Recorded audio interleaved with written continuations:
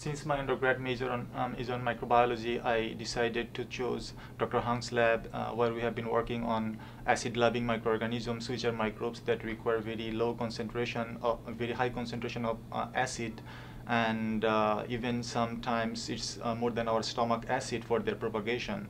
And one of the major important characteristics of this microbe is that they require very high sulfate concentrations, and in fact so far we know it has the highest sulfate requirements, and some of the mining sites are rich in sulfate, and this kind of microbes could be used in extracting the metal ions from low-grade ores.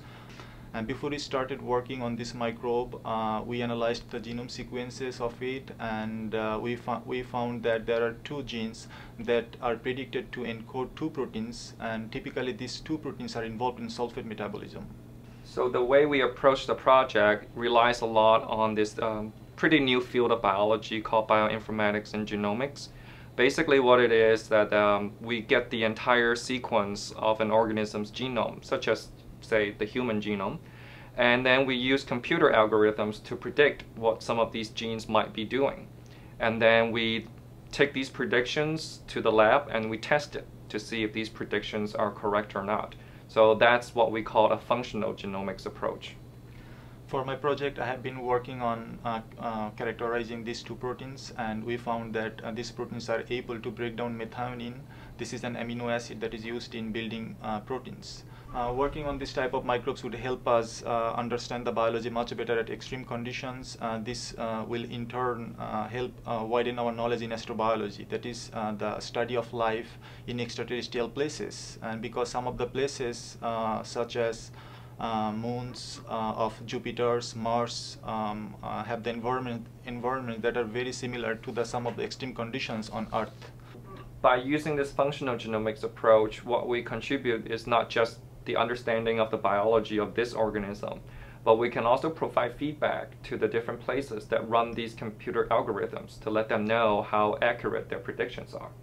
And since these algorithms are used to predict functions for all sorts of organisms, these feedback could then help validate their ability to predict, and that will in turn enhance the results for other fields, such as when people need to predict the functions for genes in humans.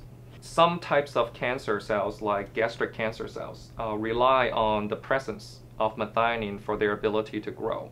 Since the proteins that we're working on is capable of breaking down methionine, it is possible that, and we hope eventually, it could be applied to develop some treatment plans where the proteins can be used to stop the growth or slow down the growth of some of these cancer cells. I selected biological science department because of its diverse curriculum, and this diverse selection was appealing to me because I have a chance to learn some different fields on biology that I didn't have my chance in my undergrad program. We have some very good labs, and some of them are funded from external sources, and some of them have collaborations with other institutions. Our department is very lucky that we often have international students in our graduate program and our undergraduate program. And I think they bring a very important slice of diversity onto our campus. As an international student, I found EIU very supportive and welcoming. They organize some events where international students representing their countries share their traditional foods, attires, musics, and some other aspects of cultures with the rest of the campus. That creates a very cosmopolitan atmosphere at EIU. And also they organize some short trips to explore Illinois and some other places, and that is full of fun. And all of these things make it easier for me to adjust to my life at EIU, and I'm really very glad to be here. Oftentimes, when in my PhD and postdoc training, we get so narrowed and we do a lot of work that we know how to do, and we kind of forget that excitement at the beginning of a career. And so it was very nice to kind of vicariously live through that and see someone else develop into a scientist.